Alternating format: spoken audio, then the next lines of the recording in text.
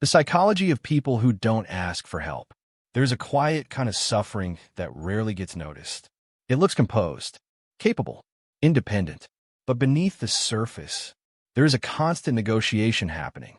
A voice saying, "I'll figure it out. I don't want to bother anyone. I should be able to handle this." And when the weight becomes too heavy, they don't reach out. They simply carry more. This is the psychology of people who don't ask for help, not because they don't need it, but because somewhere along the way, they learned that needing help felt dangerous, or shameful, or simply unavailable. 1. Why some people learn not to need anyone. For many people, the refusal to ask for help isn't a choice. It's a lesson. Maybe they grew up in a home where emotions were inconvenient, where problems were minimized, where needing comfort made things worse, not better. So they adapted. They became the calm one, the strong one, the one who figured things out alone. Because relying on others meant risk. Risk of rejection, risk of disappointment, risk of becoming too much. Over time, the nervous system learns a rule. Help isn't safe. Self-reliance is. And that rule becomes identity. 2. Hyperindependence as protection. Psychologists sometimes call this hyperindependence. It sounds like resilience, but it often comes from attachment wounds, especially avoidant attachment, meaning if closeness once felt unreliable or overwhelming, distance becomes protection. So when life hurts, instead of reaching out, they fold inward. They reorganize their life around one belief. If I don't need anyone, no one can fail me. And it works until it doesn't. 3. The invisible burden. People who don't ask for help often appear composed, but inside, they're constantly scanning. Is this my responsibility? Can I fix this myself? Will I burden someone if I speak? They rehearse conversations in their minds and never send them. They draft messages and delete them. They cry quietly and clean up before anyone sees. And when others finally realize how heavy the load has become, it's often too late, because by the time they break, they've been breaking for a very long time.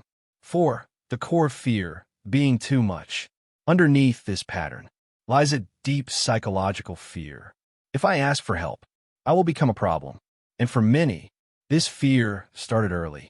Maybe their parents were overwhelmed, or emotionally distant, or unpredictable. So the child became low maintenance. They stopped expressing needs. They shrank their emotional footprint. They tried to disappear inside their own life, so others wouldn't have to carry them. And years later, that child becomes an adult who says, "I don't want to trouble you," even when they're drowning. 5. Perfectionism and self-worth. There's another layer. For many, self-worth was built on performance, achievement, self-sufficiency, strength.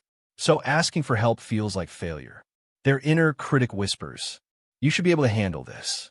Other people have it worse. Don't be dramatic." So they push forward, exhausted but determined. Because if they collapse, what remains? Who are they, if not the strong one? 6. The illusion of control. Not asking for help also creates something else. Control. If they do everything themselves, nothing can be done wrong. Nothing can be abandoned. Nothing can be used against them. Control feels safe, but is also isolating, because intimacy requires vulnerability. It requires being seen in need. It requires letting others hold some of your weight. And that, for many, feels far scarier than the struggle itself. 7. The silent consequences.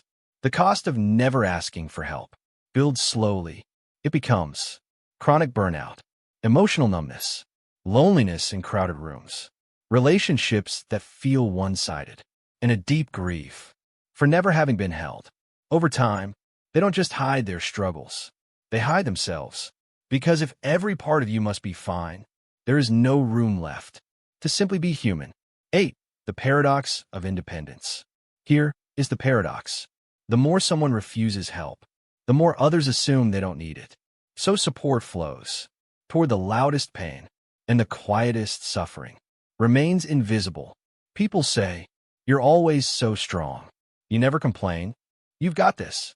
And while those words sound like admiration, they can feel like isolation, because strength becomes a cage, and any crack in that strength feels like failure. 9. The nervous system never forgets. Neuroscience shows that repeated emotional neglect, even subtle, rewires the brain. The stress system becomes self-contained. Comfort stops feeling safe. Self-soothing becomes the only acceptable strategy. So when support finally appears, the body resists. It doesn't relax. It flinches because vulnerability requires trust, and trust requires risk, and risk feels like danger. 10. Why asking for help feels so hard. For people who don't ask for help, a simple act can feel monumental.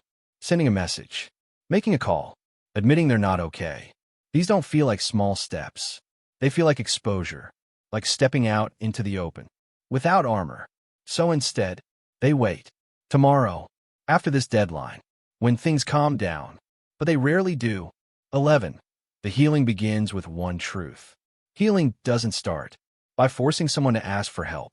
It begins with a gentler realization. Needing support doesn't make you weak. Needing help doesn't make you a burden. You were simply taught to survive alone, and you survived well. But surviving is not the same thing as being supported.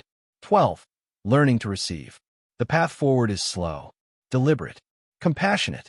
It sounds like, I'm struggling. I don't know what to do. Can you sit with me? I can't handle this alone. At first, it feels awkward, unnatural, almost wrong. But each moment of safe connection rewires the nervous system. Bit by bit, the body learns. Support can exist, and I don't have to earn it. 13. The kind of help that heals. True help doesn't control, or fix, or judge. It holds. It listens. It validates. It says, I'm here. You don't have to do this alone. Your feelings make sense. And for people who never had that, the experience can feel both terrifying and deeply relieving. 14. To the ones who never ask. If this is you, you are not broken. You're not cold. You are not incapable of connection. You are someone who learned to be safe by being self-contained. But you do not have to stay there. Your worth is not measured by how much weight you can carry without breaking. You deserve support that doesn't have to be earned, and softness that doesn't require strength first. 15. The closing reflection. So ask yourself, where did I learn that needing help was unsafe? And what would it mean, little by little, to unlearn that? Not all at once, not loudly, but gently, quietly. In the same way you learned to hide your pain, you can now learn to share it, one small step at a time. Because strength is not the absence of need. Strength is allowing yourself to be human. This is ETHIAX, where psychology meets responsibility, and responsibility begins when you stop carrying the world alone. And if this episode spoke to you, you might find comfort in our next one. The psychology of people who feel like a burden. Sometimes the most powerful healing begins simply by feeling seen.